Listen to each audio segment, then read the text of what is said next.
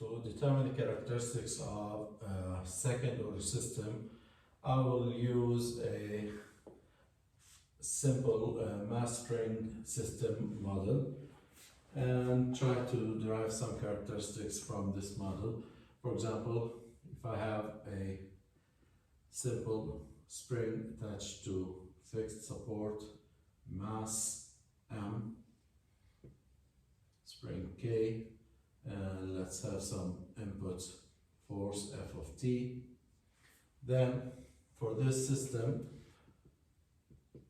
on frictionless support here, the equation of motion of this system is the equation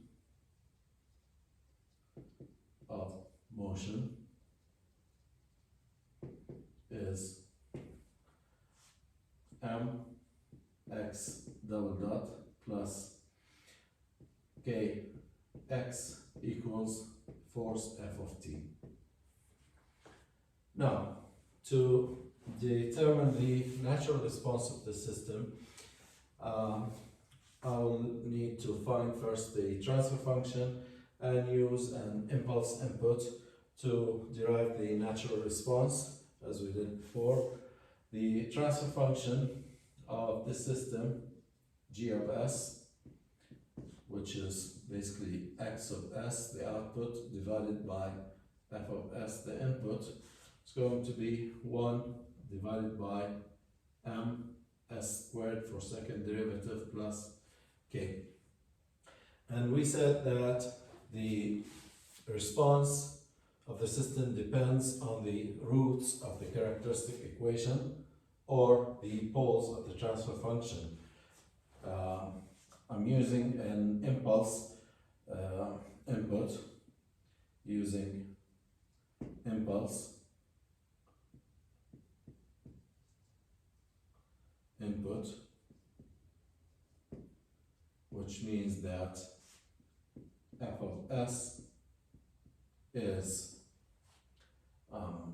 1, then x of s is 1 over m s squared plus k, and the characteristic equation is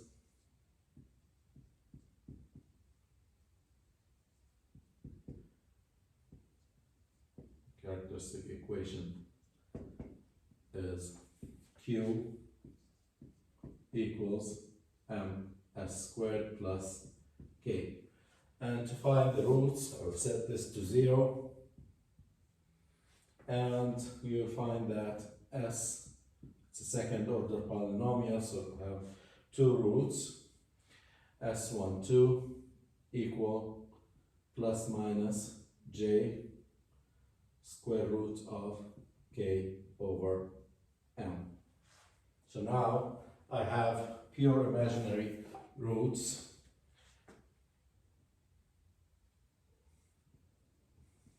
real, imaginary, and my roots are on the imaginary axis here, and the roots are square root of k over m, or negative square root of k over m. And in this case, when we have roots on the imaginary axis, then we know that the response x of t is going to be a sinusoidal response with some amplitude a sine the root, square root of k over m times t. So,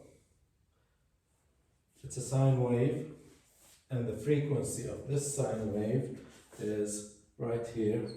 This is the frequency.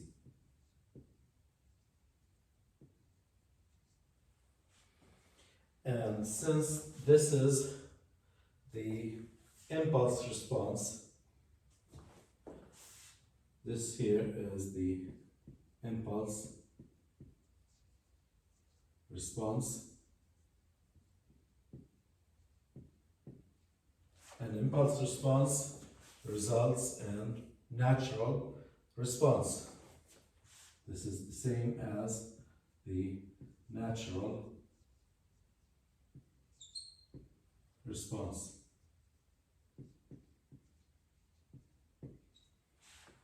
Therefore, the frequency of the natural response is,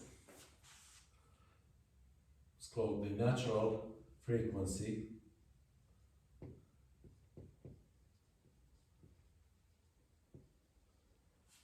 is right here,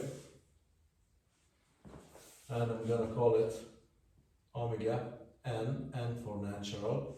Omega n is square root of k over m, and of course this is in radians per second. So that means if I have any second order system, just like this system here, and this is an undamped system, we don't have any damping term, so for undamped second order system, if I take the equation of motion and normalize the equation of motion with respect to the inertia term, that is, I'll take this equation and divide by m x double dot plus k over m x equals 1 over m f of t.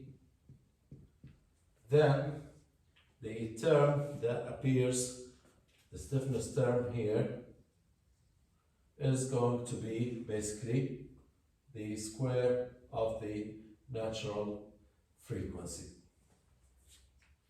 And we said this is called natural frequency because it is the frequency of the natural response. And how is this a natural response? Because my input was an impulse input. An impulse results in a natural response. And that means, for example, if I have let's write down any second order system, like for 2x double dot plus, let's say 8x equals some f of t, whatever f of t is, dividing by 2, normalizing with respect to the inertia term, x double dot plus 4x equals 1 over 2 f of t, then the natural frequency omega n squared is going to be 4, which means omega n is 2 radians per second.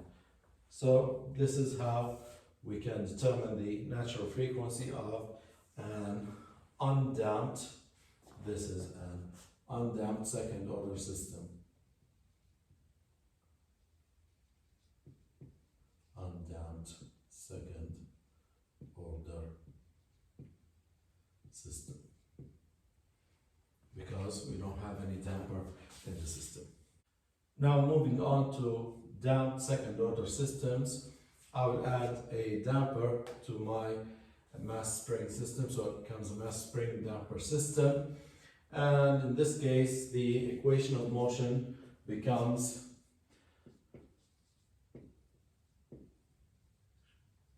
equation of motion is mx double dot plus cx dot plus kx equals f of t. Now, the transfer function, in this case, g of s equals 1 over m s squared for second derivative, s for first derivative, plus k. Now, the natural response, or the impulse response, depends on the roots of the characteristic equation or the poles of the transfer function. They're both the same. So the characteristic equation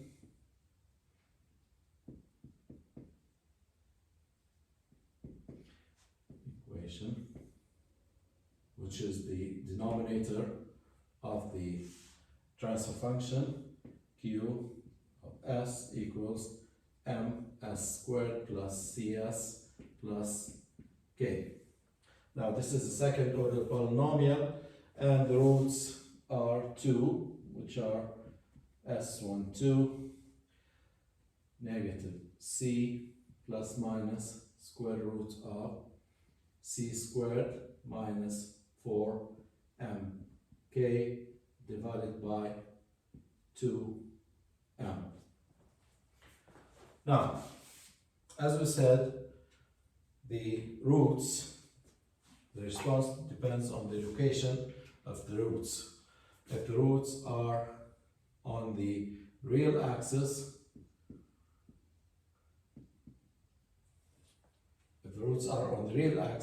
then my response will be exponential response. If the roots are on the imaginary axis, then we have a sinusoidal response. And in this region, the response is a combination of sinusoidal and exponential response. So now, in my case here, the roots, it's not clear whether the roots are real or imaginary or complex roots. It all depends on this square root here. If the value in the square root is positive, then the square root is real, and the roots will be real, and I will have an exponential response. If the term here is negative, then I will have an imaginary component here, and the roots are going to be complex. So it all depends on c squared minus 4mk. If this is greater than 0, then I will have real roots, which means basically exponential response.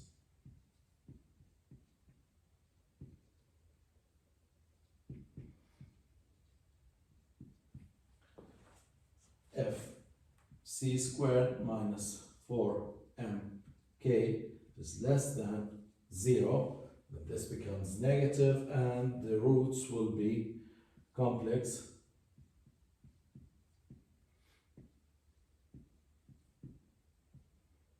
And that means we will have a combination of exponential sinusoidal response. So we have an exponential times sinusoidal response. Now, whether this response is stable or unstable depends on whether the roots are on the right half plane or in the left half plane. Now, obviously, the real part of the response is going to be, or of the roots, negative c divided by 2m, and that's negative. And that means that the roots are in this half. That means we will have a stable sinusoidal response, exponentially decaying sinusoidal response. So in this area here, in this half plane, I will have exponential e to negative some value sine bt. It's a response that looks like this and decays to 0. Now, the transition point between the pure sinusoidal to, or let's say, the transition point between the exponential response and exponential response when we have real roots, the response is going to be just exponential response without oscillations. Then the transition point between these two cases is when the c squared minus 4mk equals to 0, and that's the transition between exponential and sinusoidal response. And then the C value, or the damping value, that is going to transition the response from exponential to sinusoidal, we're going to call this the critical damping. So in this case, C is called critical damping.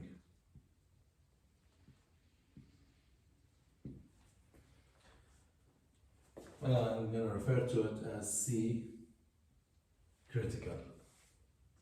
So that means that C critical squared is, since this is 0, is 4 mk, or C critical is 2 square roots of mk.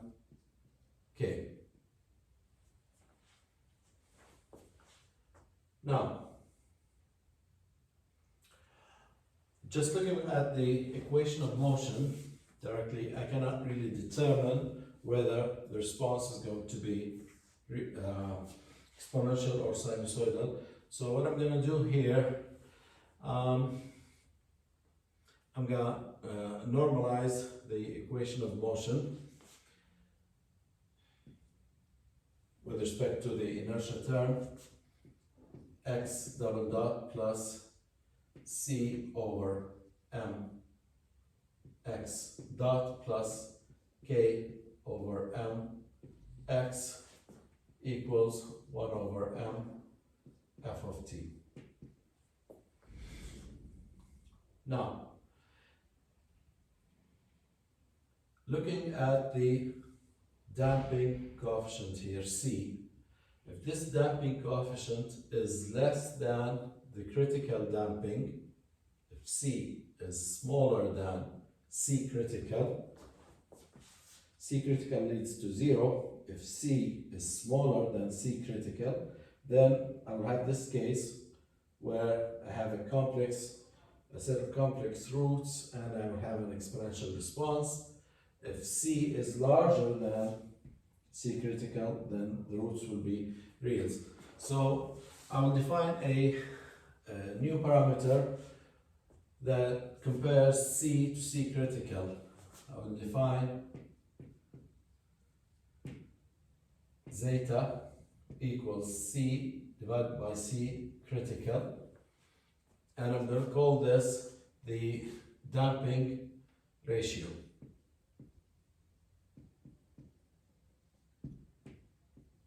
Damping ratio.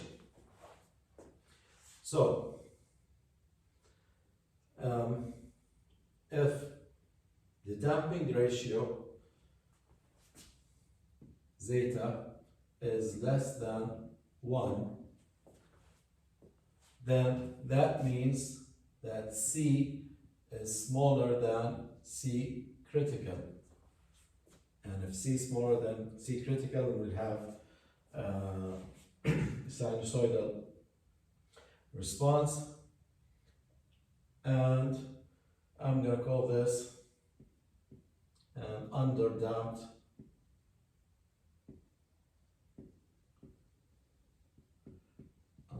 system.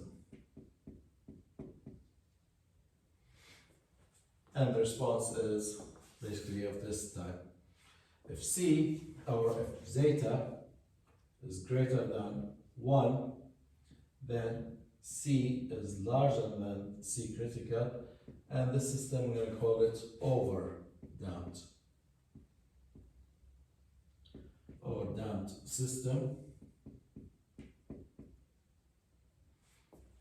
And when zeta is equal to 1, that is when C is C critical, and since it is C critical, I'm going to call it a critically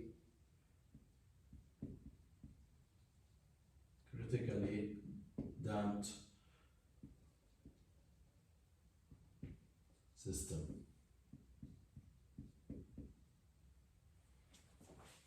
Okay. So we have three cases, depending on the value of the damping ratio, because that relates the damping of the system to the critical damping that changes the type of response. So now, let me go back to this equation of motion. Now, K over M, we have established that K over M is the square of the natural frequency. It's omega n squared. Okay? And now I will go to the term C over M equals C is zeta times C critical. So this is zeta C critical divided by M.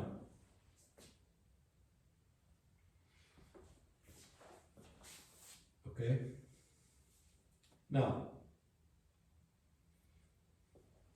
C critical is 2 times the square root of mk.